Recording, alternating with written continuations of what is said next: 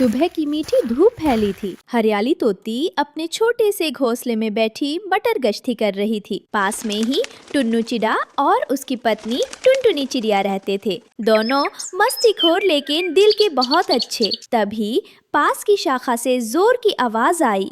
बस बहुत हो गया, अब और नहीं सहा जाता। टुन्नू, टुनटुनी, बाहर निकलो। टुनटुनी बाहर आई, घबराई हुई थी। क्या हुआ कबूतरी बहन?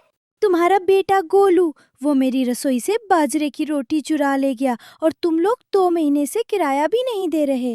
अरे कबूतरी जी, आप तो ऐसा बोल रही हैं जैसे हम किराएदार नहीं डाकू हों। बस अब बाहर निकलो मेरे घोंसले से। टुनटुनी चिड़िया गुस्से से बोली। तुम हमें निकालोगी? हम खुद जा रहे हैं इस तंग घोंसले से। टुन्नू चुप था, लेकिन लड़ाई का माहौल गहरा गया। फिर क्या था, टुन्नू, टुनटुनी और गोलू को घर से बाहर निकाल दिया गया।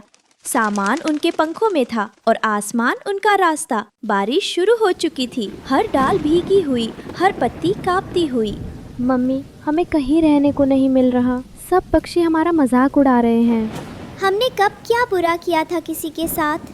गुस्से में जो भी हुआ, अब हमें कुछ सोचना होगा।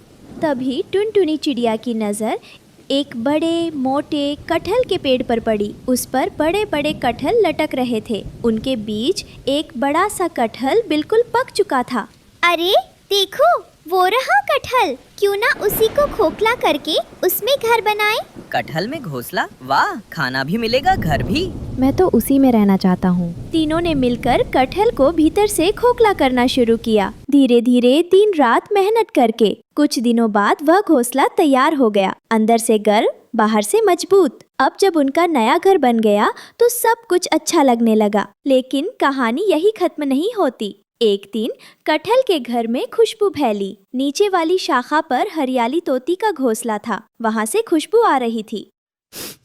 मम्मी, वो देखो, क्या महक है। क्या पता पुलाव बना हो। जरा जाकर देखो तो। टुनटुनी ने देखा, हरियाली तोती ने गर्मा गर्म चावल बनाए थे और बाहर जाकर अपने बेटे को स्कूल से लाने चली गई थी। सुनो, अंदर चल के थोड़ा खा ले, कोई देख नहीं रहा। नहीं, चोरी बुरी बात है। बस थोड़ा सा मम्मी, भूख लगी है। कभी कभी जरूरत और गलत फैसले के बीच की दीवार बहुत पतली होती है। वे हरियाली के घोंसले में घुस गए। थोड़ा खाया, थोड़ा उठाया और वापस आ गए। हरियाली लौटी तो चौंक गई। चावल गायब, खिलौने गायब, बर्तन गायब। क्या ये सब कहाँ गया? मम्मी, लगता है कोई चोर आया था। हरियाली चुपचाप रोने लगी। अब जब पहली बार चोरी हो गई तो फिर धीरे धीरे कालू कौवा और सुंदरी कौवी भी इसमें शामिल हो गए। वे दोनों चालाक और लालची थे। उन्हें टुनटुनी चिड़िया, टुन्नू और हरियाली की मजबूरी दिखी और मौका भी।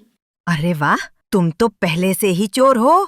अब हम साथ में चलेंगे और ज्यादा चीजें चुराएंगे। धीरे धीरे पूरा गिरोह बन गया। कबूतरी, बुलबुल, कोयल, किसी का घर नहीं बचा। हरियाली तोती, कबूतरी और बुलबुल बार बार अपने चोरी हुए सामान की शिकायत करती रहीं, पर किसी को कुछ नहीं पता चला। एक दिन तेज आंधी और भारी बारिश आई। बुलबुल का घोंसला टूटा, कबूतरी का पतीला बह गया, हरियाली तोती का छोटा घर पेड़ से नीचे गिर गया। पर कटहल का घोंसला टस से मस नहीं हुआ। सब भागते भागते वहाँ पहुँचे। हमें अंदर ले लो, हमारे पास कोई जगह नहीं है। ये घोंसला सभी के लिए खुला है, आओ। कटहल का घोंसला अब एक शरणालय बन गया था। बारिश के बाद हरियाली तोती को कटहल के पेड़ के नीचे एक पतीला मिला। उसके घर से चुराया गया पतीला। ये तो मेरा है, तो चोर यहीं रहता है। वो बुलबुल और कबूतरी के साथ वहाँ पहुँची। अंदर जाकर देखा तो वहाँ चोरी का सारा सामान पड़ा था। ये तो मेरा रोटी तवा है और मेरी चाय की सुराही। अब सब समझ गए चोर कौन है। हम सबको इनका सामना करना होगा।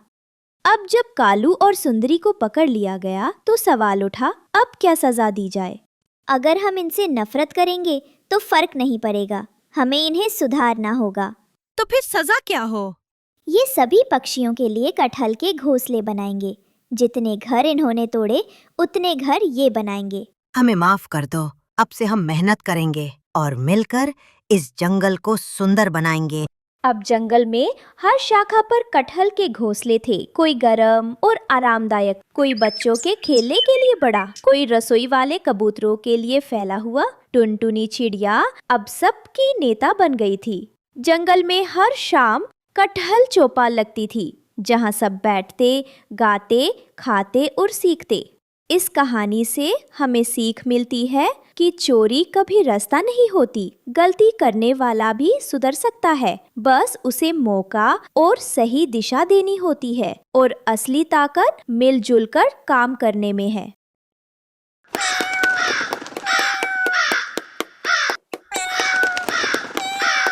सवेरे के समय पेड़ों पर चहचहाते पक्षी, कुहू कुहू मीठी धुन बसेरा है मेरा फूलों के बगीचे में सुन। अरे टुनटुनी बहन, आज तो बहुत खुश लग रही हो। हाँ पिंकी बहन, आज मेरे अंडों से बच्चे निकलने वाले हैं।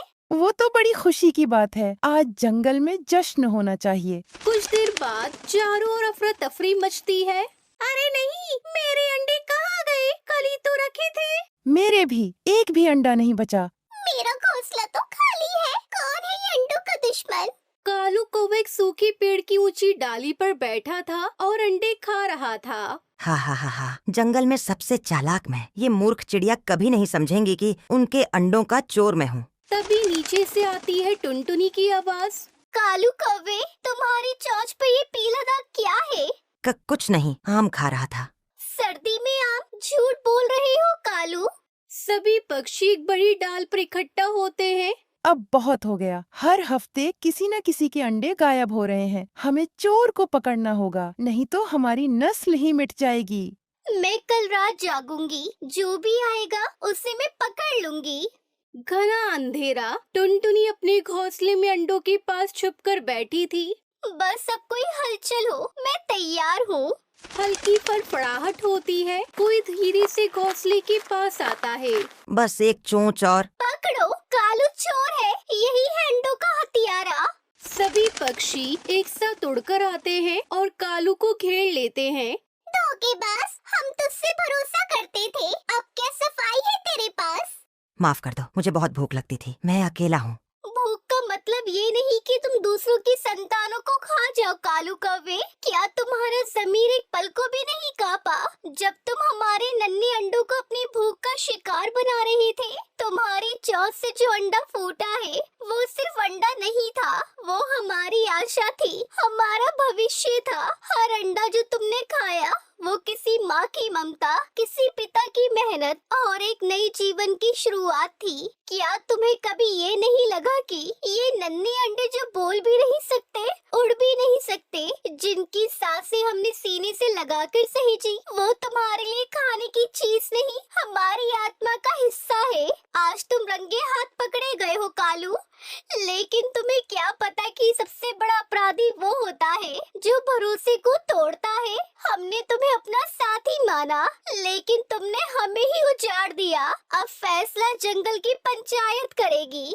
कालू को सजा मिलनी चाहिए, लेकिन ऐसी कि वो सुधर भी जाए। कालू, तुम्हारी गलती बहुत बड़ी है, लेकिन जंगल में हम न्याय के साथ दया भी करते हैं। तुमने जो भी किया वो गलत था, लेकिन मैं मानती हूँ कि हर प्राणी को सुधरने का एक मौका मिलना चाहिए। इसलिए हम तुम्हें जंगल से निकाल नहीं रहे, बल्कि तुम्हें जिम्मेदारी सौंप रहे हैं, जिससे तुम्हारे कर्म बदले और तुम्हारा मन भी। अब से तुम हर चिड़िया के घोंसले की रखवाली करोगे। तुम वो बनोगे जो पहले तुमसे डरते थे, एक रक्षक। तुम्हारे कर्म तुम्हारी सजा होंगे और यही तुम्हारा प्रायश्चित। अगर तुमने इसे पूरे मन से निभाया तो शायद एक दिन तुम्हारा अपराध भी क्षमा किया जा सकेगा।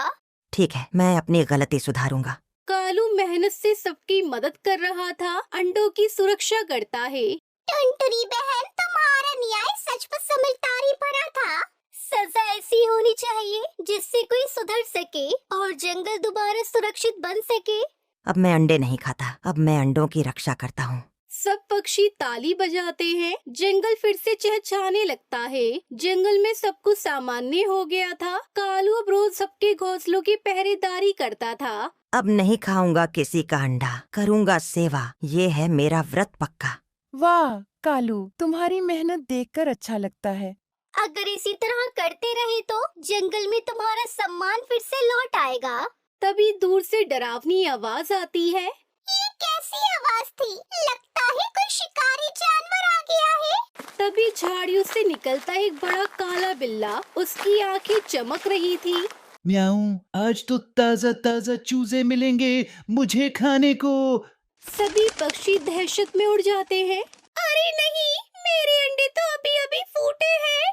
अगर अब डर गया तो सारी मेहनत बेकार हो जाएगी। कुछ करना होगा। कालू फौरन उड़कर पेड़ों के बीच एक जाल बुनने लगता है। मैंने घोंसले उजाड़े थे, अब उन्हें बचाऊंगा। मुझे चालाकी से इस बिल्ले को उलझाना होगा। बिल्ला पेड़ों के नीचे पहुंचता है। कहाँ गए सारे पक्षी? मैं भूखा हूँ। ओए बिल्ले मियाँ, ऊपर देखो, ताजा अंडे यहाँ हैं। आज तो दावत है। बिल्ला जैसे ही ऊपर डाल तक पहुंचता है, कालू की योजना काम कर जाती है। बिल्ला पेड़ों के बीच लटकाए गए बेलों में उलझ जाता है। अरे ये क्या, मुझे छोड़ो। तुझे छोड़े? अब जंगल की अदालत तुझे छोड़ेगी या नहीं, ये देखना होगा। सभी पक्षी इकट्ठा होते हैं। कालू बिल्ली को पकड़े हुए लाता है। अरे वाह कालू, आज जो तुमने किया वो कोई सच्चा रक्षक ही कर सकता है। पहले तुमने अंडे खाए थे और आज उन्हें बचाया है। अब तुम सच में बदल गए हो। अरे इस बिल्ली का क्या करें? हम उसे छोड़ सकते हैं अगर ये कसम खाए कि जंगल में दोबारा नहीं आएगा। कसम कसम खाता हूँ, अब जंगल के पास भी नहीं फटकूंगा। पक्षी उसे चेतावनी देकर छोड़ देते हैं। कालू को सब पक्षी सम्मानित करते हैं। अब तुम केवल चालाक नहीं, समझदार और बहादुर भी कहलाओगे। सावधान कालू। और सबसे बड़ी बात, तुमने सुधर कर ये साबित कर दिया कि हर कोई दूसरा मौका पा सकता है। दोस्तों, आज मैं गर्व के साथ कह सकती हूँ कि हमारा जंगल न केवल सुंदर है बल्कि न्याय प्रिय भी है। हमने एक अपराधी को सजा दी लेकिन उसे बदलने का अवसर भी दिया। और कालू कौवा, उसने उस अवसर को पहचान कर आज हमें दिखाया कि परिवर्तन संभव है। जो चिड़िया अपने अंडे बचाने के लिए समय डरती थी, वही आज कालू के पास अपने बच्चों को छोड़कर निश्चिंत रहती है। इससे बड़ा परिवर्तन और क्या होगा। मुझे नया जीवन देने के लिए शुक्रिया। अब मैं टुनटुनी बहन और सभी पक्षियों का हमेशा रानी रहूंगा। जंगल में उल्लास का माहौल था। सभी चहचहाते हैं। जिंदाबाद कालू, जिंदाबाद टुनटुनी।